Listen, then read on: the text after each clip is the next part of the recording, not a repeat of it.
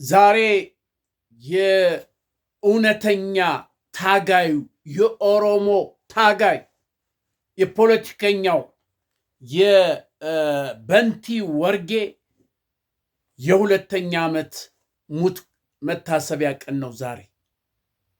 ይህንን መላው የኦሮሞ ህዝብ የበንቲ ወርጌን አሟሟት አገዳደል ሁልጊዜ በልቡ ታትሞ ይኖራል። ቀን አለ። የበንቲ ወርጌ ደም የሚመለስበት ጊዜ አለ። ይህ ሊባኖስ ሚዲያ ነው። ሰብስክራይብ፣ ሸር፣ ላይክ አድርጉ። ላይክ ሸር አድርጉ። ዛሬ የሞቀ ወሬ ነው ማመጣልህ። ትክክለኛ የሆነ ወሬ እኔ ማወራን እስካሁን ድረስ ሰምተሃል አይደል? ምን አይነት ወሬ እያወራው ትክክለኛ እንደሆነ እያየህ ነው አይደል? ስለዚህ ሸር ምንድነው የምትሳሱት? ሸር ለማድረግ ላይክ ለማድረግ ሰብስክራይብ ለማድረግ እንዲጥንቁል ለማድረግ ምንድነው የያዛችሁ? አንተ ተው፣ ጦርነት አያስፈልግም፣ ጦርነት ጥሩ አይደለም እያልን እንለፈልፋለን። አሁንም እንለፈልፋለን። ስለ ጦርነት አስከፊነት እንለፈልፋለን።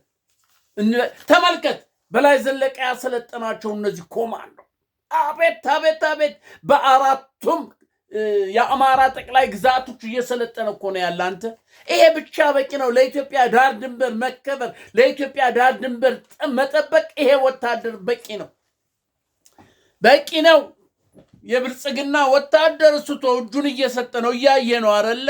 እጁን እየሰጠ ፋኖ እኮ በተጨባጭ ነው። ተው ጦርነት እኛን አትችሉን፣ ጦርነት ለኢትዮጵያ አይጠቅምም እያለ እየተናገረ እምቢ ትላላችሁ። ሄዶ ይማገዳል፣ ይማረካል። በምርኮኛውን ምኑን እያሳየ እኮ ነው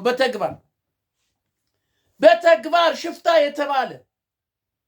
እናንተ እስቲ አሁን እስቲ የብልጽግና ወታደር ንገሩኝ እስቲ ፋኖን ማርኮ እንደዚህ እንደ ፋኖ እንደሚያሳይ ቃለ መጠየቅ እንደሚያደርግ ፋኖን ማርኮ ቃለ መጠየቅ ያደረገ እስቲ ንገሩኝ።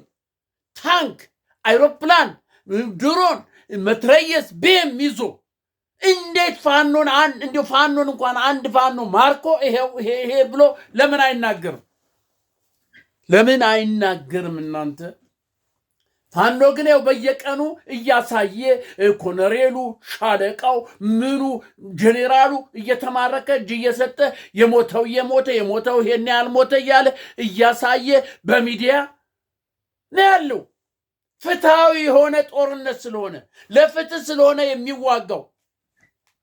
ስለዚህ ጦርነት አሁንም ይብቃ እያለ እኮ ነው ፋኖ። ተው እንደራደር፣ ቁጭ እንበል። አብይ አመራር አልቻልክም፣ አካሄዱን አልቻልክበትም። ስለዚህ ቁጭ ብለን እንነጋገር። ህዝብ እያለቀ ነው፣ ቁጭ ብለን እንነጋገር እያሉት እሱ አሻፈረኝ አለ። ብልጽግና ኖ እንዴት ነው ሾምበር? እንዴት አንተ አብያችን ቀልድ አረከ። ስማርት ነው። ይችን ወንበር በቀላሉ ሊሰጥህ ኖ አለ። ህይወቴ ታልፋለች እንጂ ወንበር ላይ በጭራሽ አልነቃነቅም። ይሄው እርዳታ ይሰጣል። አያችሁ አይደል? ይሄ ውርደት ነው እኮ ለአንድ ሀገር፣ ለኢትዮጵያ ለምትባል ትልቅ ሀገር፣ የአፍሪካ መዲና፣ የአፍሪካ የነፃነት ቀንዲል የተባለች ሀገር፣ የዳቦ ቅርጫት የተባለች ሀገር፣ የውሃ ማማ የተባለች ሀገር አይታችኋል። አስተማሪዎች፣ ተማሪዎች፣ የመንግስት ሰራተኞች እንዲህ አንገታቸውን ደፍተው በእርዳታ እንደዛ ሲሰጥ አያሳፍርም? እናንተ ኢትዮጵያ አያሳፍርም ወይ? እጅግር እያለን የለማ መሬት እያለን ውሃ እያለን የጥሬ ጉልበት እያለን ሰርተን መለወጥ ስንችል ሰርተን እንኳን ለራሳችን ለሌላውን መቻል የምንችል እየሆን እያለን በፖለቲካ ብልሹነት የተነሳ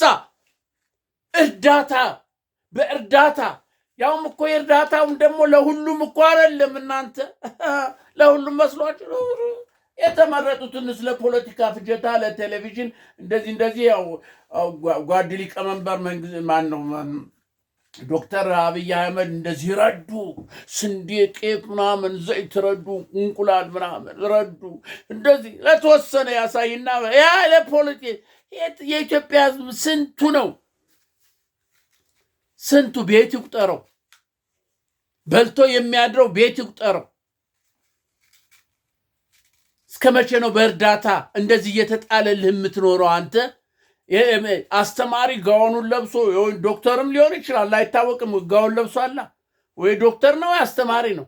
ከኋላ ያሉ ከረባት ምናምን አድርገው በቃ ገርሟቸው በቃ አንገታቸውን ደፍተ እፍረት እኮ ነው ይሄ እፍረት። እውነት እፍረት ነው።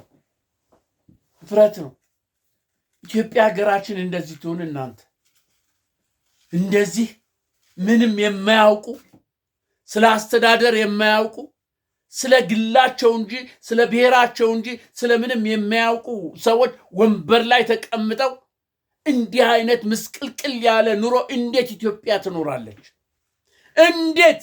ይህን እኮ ብሎ ነው ፋኖ የተነሳው። እናንተ ተው እናስተካክል፣ ተው ይሄ ጥሩ አይደለም ብሎ እኮ ነው ፋኖ የተነሳው። ለምን ታውቃለህ? አንተ ገበሬ ነህ። ምን ታውቃለህ? ሞፈር ቀንበር መሸከም ነው እንጂ ምን ታውቃለህ ነው እኮ የተባለ። ተው እስር ቤት የታጎሩትን ምሁሮች የአማራ ሊቃን እስር ቤት የታጎሩት ለምን ተው? ልክ አይደለም አካሄዱ፣ ልክ አይደለም አገር የሚመራው እንደዚህ አይደለም ተው ብለው ስለተናገሩ እኮ ነው ምን ታውቃላችሁ እየተባለ እየተወሰደ የታጎሩት ሴቶች። እነ መስከረም ጡቷ ወተቱ እንዲህ እየወረደ ደሟ ሳይደርቅ ከእስር ቤት ከእንትን ምንድን ነው ከአራስ ቤት ወስደ ያሰሯት ሴቶች እህቶቻችን የኩላሊት በሽተኞች የምን እነ ዮሐንስ በኋላ ወስዶ የከተቱት የፓርላማ ተመራጭ እኮ ናቸው አይደል? ያለመከሰስ መብታቸው ሳይነሳ ወስደው ያጎሯቸው። ለምን ተው? አካሄድ እንደዚህ አይደለም፣ አመራር እንደዚህ አይደለም፣ አመራር እንደዚህ ነው፣ ለኢትዮጵያ የሚጠቅም ይሄ ነው ስላሉ እናንተ ከኛ ምን ታውቃ? ይሄ እኮ ነው። አየህ፣ አለማወቅ ማለት ይሄ ነው። የሚያውቅማ ብልህ ሰውማ የሚያውቀውን እንኳን ይጠይቃል። እንዴት ነው እንዴት ይሁን ብሎ ይሰማል። ከዛ በኋላ የራሱን ምርጫ ይወስዳል። ይሄ ሲነገረው ዶክተር አይሰማም። እኔ ያልኳት እንደ ጋሪ ፈረስ በቃ እኔ ያልኳት ካልሆነች በጭራሽ እኔ ያልኳት እሱ አለው እኮ እውቀት እኮ አለው። ይሄ የማይካር ነው። አንክድም፣ እውቀት አለው። ምንም ከሰባተኛ ክፍል ቢያቋርጥም ምንም እንደው ከበሻሻ ቢመጣም እውቀት አለው። እግዚአብሔር የሰጠው ተፈጥሯዊ እውቀት አለው፣ ግን አልተጠቀመበትም። እኔ ከአለኔ በስተቀር እኔ እንደ ሂትለር በሩት እኮ ሂትለር እኮ እኔ ያልኩት ካልሆነ ነው እንዲህ የሚያንቀጠቅጠው። ሂትለር እኮ በጀርመን ያሉትን ታዋቂ የተባሉትን እነዚህ ምሁር የተባሉትን ጄኔራል ጠበብት ምናምን የተባሉትን እግሩ ስራ አድርጎ ያን ያሉ ዳሜጅ ያደረገ እኔ ስላለ ነው። እኔ ያውቃለሁ ስላለ ነው። አወዳደቁን ደግሞ አይታችኋል። ስለዚህ እኔ አውቃለሁ የሚል አወዳደቁ ወዮ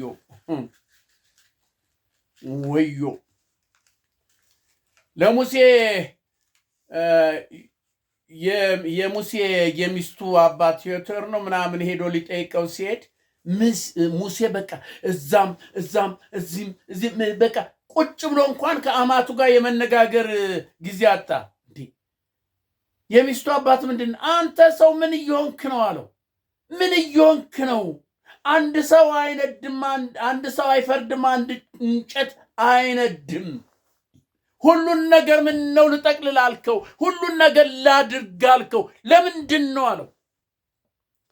በጎሳ በዘራቸው በምናም በቀበል በእንትናቸው አደራሽ ሻለቃ ኮሎኔል ምን ሻለቃ ኮሎኔል መቶ አለቃ የመጣ እኮ ከዛን ጊዜ ጀምሮ እናንተ ይሄን አደራጅት።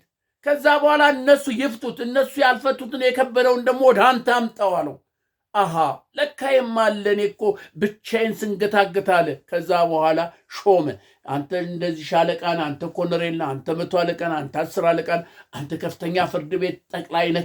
ከዛ ከእናንተ ካለፈ ደግሞ ወደ እኔ አምጡት አለ። አረፈ። አብይና እኔ በቀበሌው እኔ በወረዳው እኔ በአስተዳደሩ እኔ በሚኒስትር እኔ የሌለሁበት እኔ በዶክተሩ እኔ ነኝ፣ በምኑ እኔ ነኝ፣ በሁሉ ነገር እኔ። አይሆንም አባ፣ ኧረ አይሆንም። እኔ ብለህ አይሆንም። ሁሉን ነገር አድርጋ። ለዚህ እኮ ነው እንደዚህ ምስቅልቅል የወጣ። ለዚህ እኮ ነው አሁን የኢትዮጵያ አየር መንገድ የጦር ሰራዊት መመላለሻ ያውም የቻድ እኮ ነው። ለዚህ ለአሬፍ ነው ምናምን ለሱዳኑ ተቀናቃኝ ቤልሻንጉል ላይ እንትን የሰጠው እሱ ደግሞ አሁን ሌላ ጉዳ ምቷል። አንተ ሌላ ጉዳ ምቷል። ይሄ እኮ ነው መካሪ የሌለው እኔ ብቻ ልስራ የሚል መሪ። ይሄ ነው እኮ ችግሩ። ለሱዳን ለሱዳን ለዚህ ለፋር ነው ምናምን የሚባለው ይሄ ተቀናቃኙ ለሱ መሬት ሰጠ። እንደገና የቻድን ጦር ወደዚህ ያመላልሳል። አሁን ጉድ ፈላ። እዚህ ሀገር ተደብቆ የሚቀመጥ የለም። ጉድ ፈላ። ቁጭ ያደረጉለታ ከነ እንዴት እንደሚረዳን የራሷ አሮባት የሰው ታማስላለች እንደሆነበታ። ይሄ እኮ ነው መካሪ ማጣት። እኔ ማለት ይሄ ነው።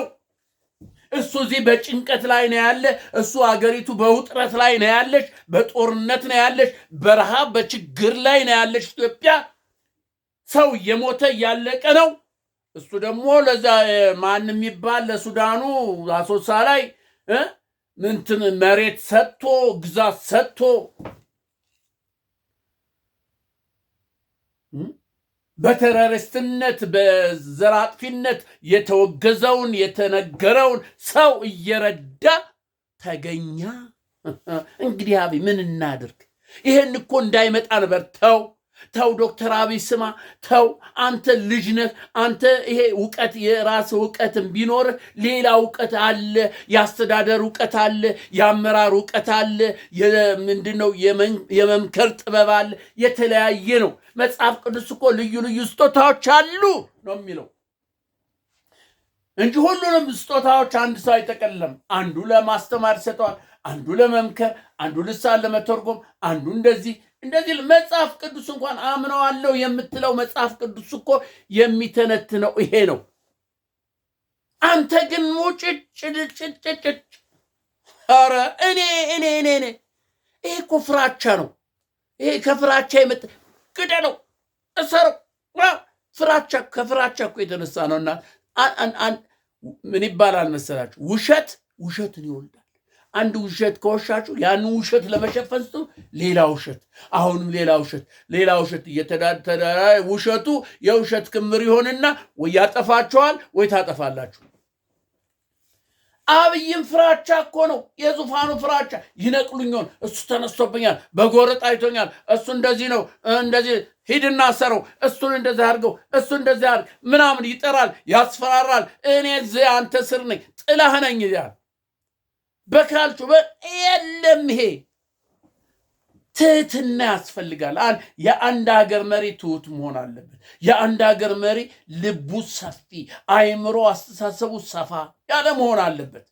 ምክር መጠየቅ ከህፃናት ከትልቆች ከአዋቂዎች፣ ወጣቶችን ሰብስቦ አዋቂዎችን ሰብስቦ ምን እናድርግ፣ እንዴት እየሆን ነው፣ ያንን ምክር ተቀብለ ለኢትዮጵያ ገዢ የሆነውን ነገር ማስፈጸም።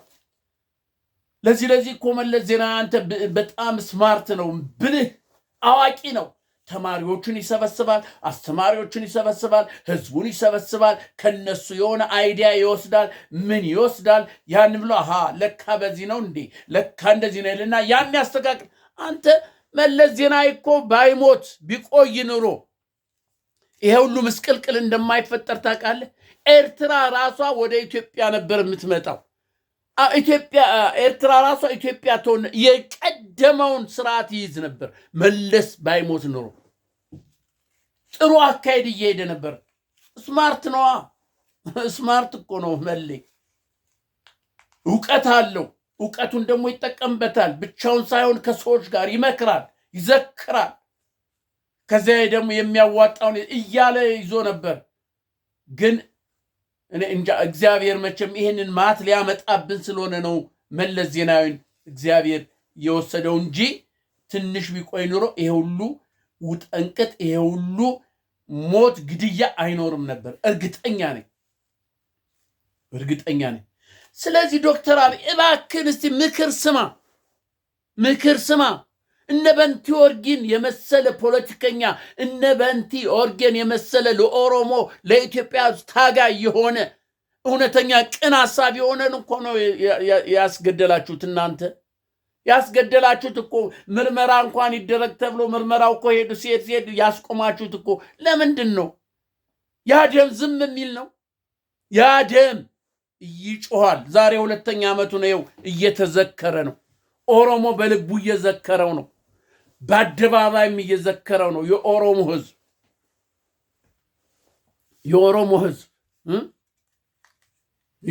ህዝብ ምንም የመጣለት ነገር የለም።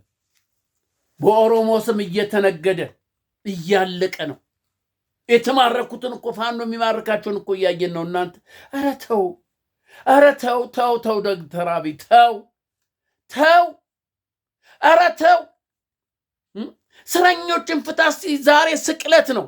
በዚህ በስቅለት ቀን እስቲ ምህረት አድርግ። እስቲ እንደው የፈለገ ይሁን ይስሩ፣ እንደው ይበድሉ፣ ምንም ይበሉ፣ ምህረት እስቲ አድርግ። መጽሐፍ ቅዱስ እከተላለሁ እያልክ አይደል እንዴ ዶክተር አብይ? መጽሐፍ ቅዱስ እየተከተልከው ይሄን መጽሐፍ ቅዱስ አምነዋለሁ፣ እሱን ነው የምከተል አምናለሁ ብለህ መጽሐፍ ቅዱስ ደግሞ ምን ይላል? ምህረት አድርግ፣ እራራ፣ እዘን ይላል። እስቲ ምህረት አድርግ፣ ለእስረኞች ምህረት አድርግ። ይሄ የይስሙልኝ የአደባባይ ነገር ሳይሆን ምህረት አድርግ። ውጡ በላቸው፣ ይውጡ። እስቲ እነ መምህር ሲሳይን እኮ በ100 ምናምን ሺህ ብር ዋስ ይፈቱ ተብሎ ፍርድ ቤት የወሰነው እንደገና ፖሊስ ወስዶ እኮ ነው ያሰረው። አንተ ታዲያ ይሄ ነው ወይ አገር የምትሉት? ይሄንን ነው ወይ እናንተ መሪ ያለኝ የምትሉት? ይሄንን ነው ወይ እናንተ ኢትዮጵያኖች? ስሙኝ እስቲ።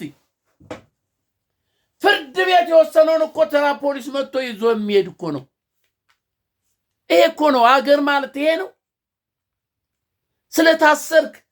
ስላሰርክ ስለፈታህ መንግስት የሚጸና መስል የበለጠ እያከረርከው ነው። ዙሩን ፋኖ አሁን ተመልከት። ይሄን ሁሉ ስንት ሺህ ኮማንዶ በአንድ ዓመት ውስጥ በየከባው የሰለጠኑ ታለ በቅርብ ታለ እመነኝ፣ በቅርብ ቀን ታያላችሁ። የፋኖን ስራ ተው አለ። ተው ዶክተር አብይ ተው። ይሄ ሁሉ የምታዩት እኮ የተማረከ ነው። ታያለ። ይሄ ሁሉ የተማረከ ነው እኮ። እጁን ወደ ላይ ያለ እኮ ነው። ተጋፎ ይሄዳል። በቃ ተመልከት። የአማራ ፋኖ ምን ያህል ትክክለኛ እንደሆኑ ተመልከት። እንደዚህ እንትን የማረካቸውን ናቸው እነዚህ።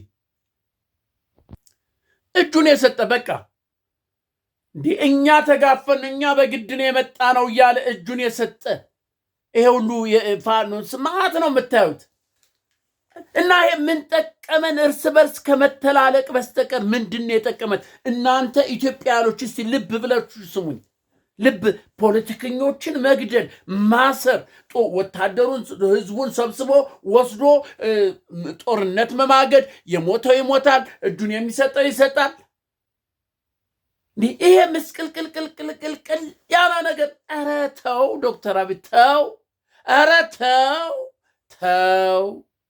ተው፣ ልብ ግዛ ተው። ኧረ ተው፣ እውነት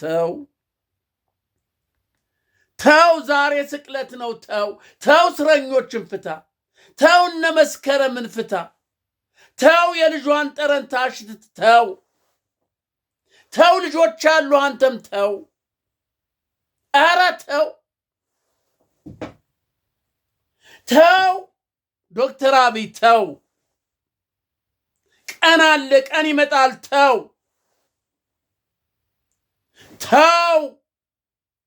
ቀን አለ፣ ቀን ይመጣል። ተው ፍታ። ይሄ 10 ኪሎ ጤፍና 1 ሊትር ዘይት በአደባባይ እየሰጠ ለይስሙላ እርዳታ ከምታደርግ ተው። ሰርቶ ይብላ፣ ሰርቶ ያግኝ። ሰው በእርዳታ አይኑር። ተው ተው። አንዳንድ ዶሮና እንቁላል እየሰጠ ሰውን አታታል። የኢትዮጵያ ሕዝብ እንደሆነ የነቃ ሕዝብ ነው፣ ያውቃል። እመነኝ፣ ያውቃል። ዛሬና ነገን ታያለህ። የአዲስ አበባ ሕዝብ ዝም የሚል አይደለም። እንዴት 4 ኪሎ ሲያልፍ እየሸተተው በዛ ሴድ እንደዚህ በሚኒስትሮች ደረጃ የነ ዳንኤል ክብረት ቤት በዛ ሙክቱ ሰንጋው ሲጣል እየሸተ ዝም የሚል ይመስላል? እንዲህ ችሎዋል። እንዲህ ዳምኖ የዘነበ እንደሆን የትኛው ምድር ይችለው ይሆን? የአዲስ አበባ ሕዝብ አዘብዝቧል። እንዲህ ብሎ የተነሳ እንደሆን የትኛው ታንክ፣ የትኛው መድፍ፣ የትኛው መትረየስ፣ የትኛው ወታደር ይችለው ይሆን? የትኛው ወታደር ይመልሰው ይሆን? ተው። ልብ ብላችሁ ስሙኝ እናንተ ኢትዮጵያን። ተው ብያለሁ። ይህንን ቃሌን ያዙት። ተው ብያለሁ። ዶክተር አብይ ተው ብያለሁ። ስሙ፣ ይሄን ነገር ለትዝብ ለታሪክ አስቀምጡት። ይሄ ቪዲዮ ይቀመጣል። ተው። አወዳደቅህ አያምርም። ተው። አካሄድ ልክ አይደለም። ተው። አንገት አታስደፋ የኢትዮጵያን ሕዝብ። ተው። የኢትዮጵያን ደም አታፍስ። ተው። የኢትዮጵያን አየር መንገድ የምንድነው የነፍሰ ገዳይ ወታደር ማመላለሻ አታድርገው። ተው። ለነፍሰ ገዳይ እባክህን ከኢትዮጵያ ምድር አስወጣ። ተው። ዋጋ ትከፍላለህ።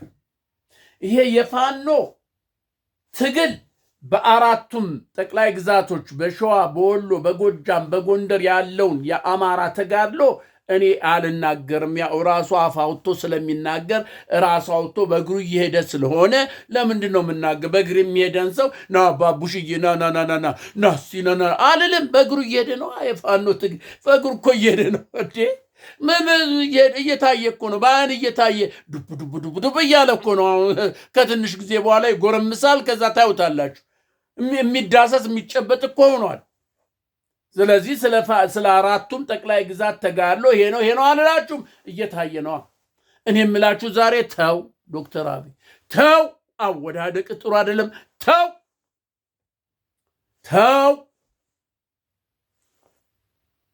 በመጽሐፍ ቅዱስ ነገስታት እምቢ ያሉ ገዦች ሳር ሲበሉ አይተናል።